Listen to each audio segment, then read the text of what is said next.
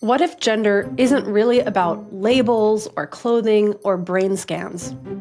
What if gender is actually something completely different, an attempt to express an intangible and visceral experience? Less about categories or aesthetics and more about metaphor.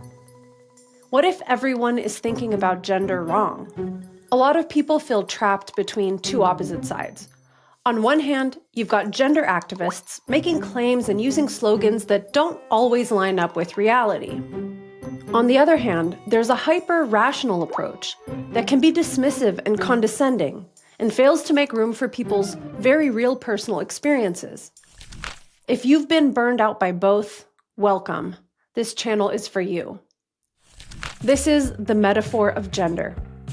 I'm Sasha, and this channel is for curious people who prefer deep thinking over dogma. We explore identity, meaning, and how to live life well.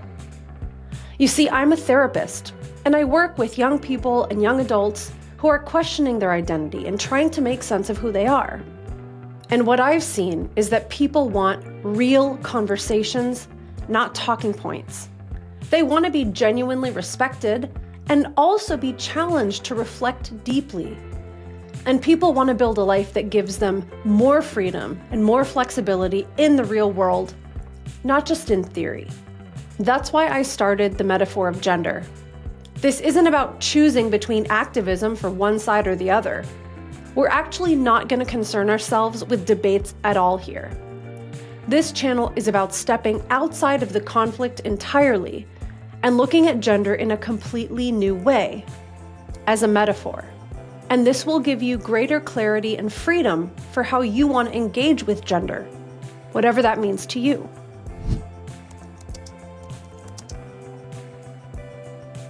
So what do I mean by a metaphor? Metaphors aren't just nice-sounding poetic flourishes. Metaphors shape how we think, and they give us a powerful tool for understanding the world and for expressing ourselves. Metaphor is a type of figurative language that applies a word or phrase to something in a way that explains it, but isn't literally true.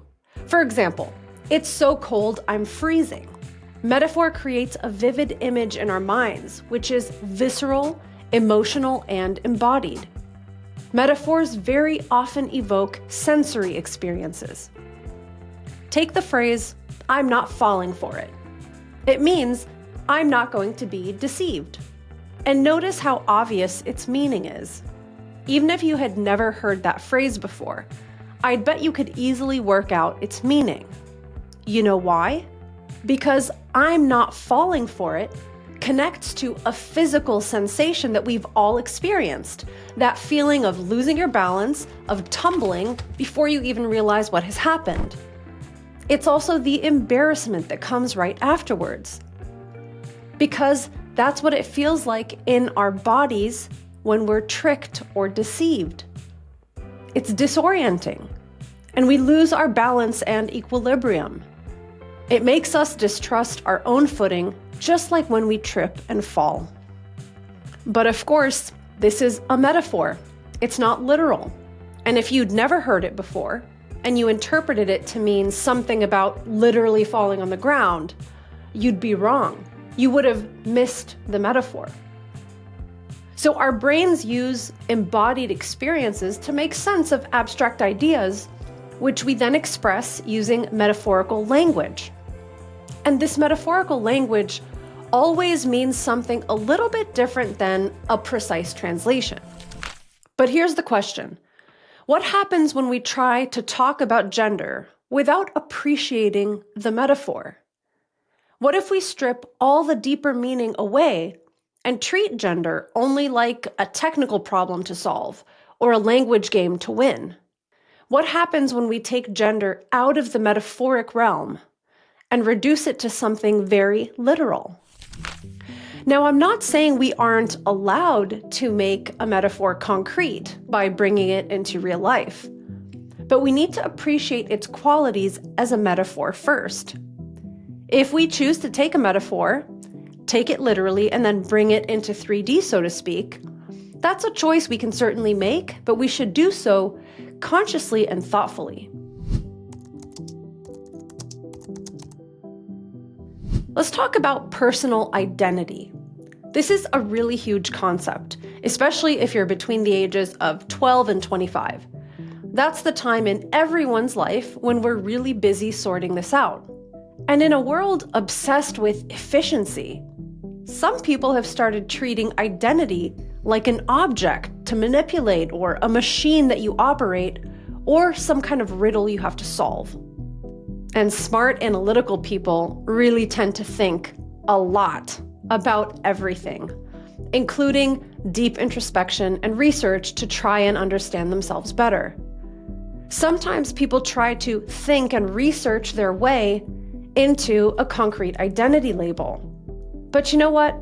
Information and endless self-analysis won't make all the puzzle pieces snap perfectly into place.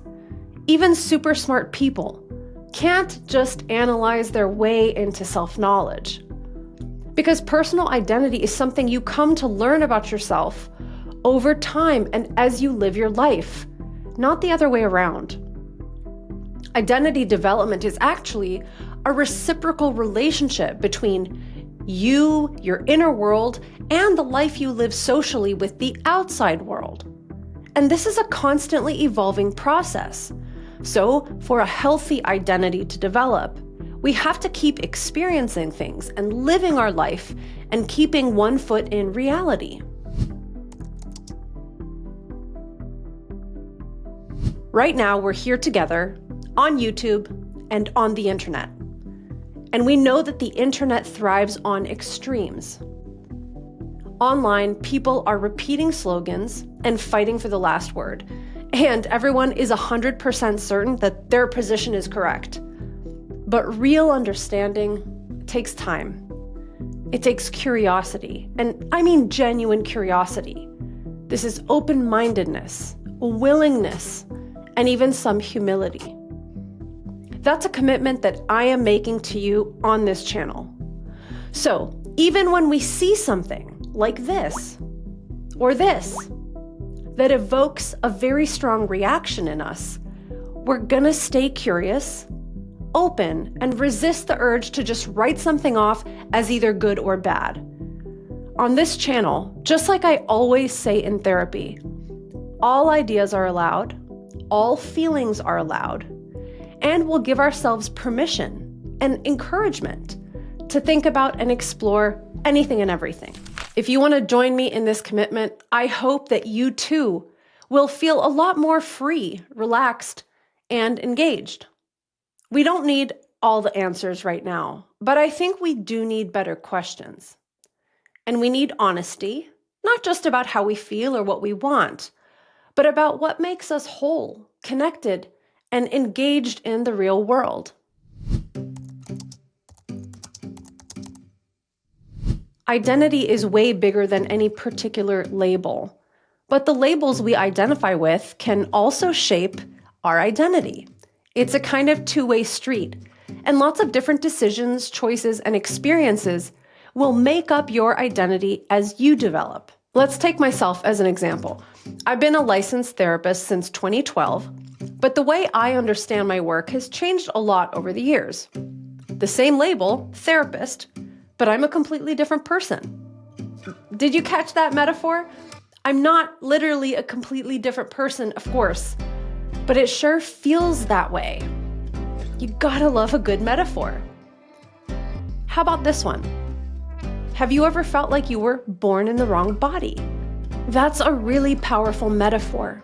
It conveys so much, a feeling of alienation, disconnection, being out of alignment, and kind of wishing you could just crawl out of your skin sometimes.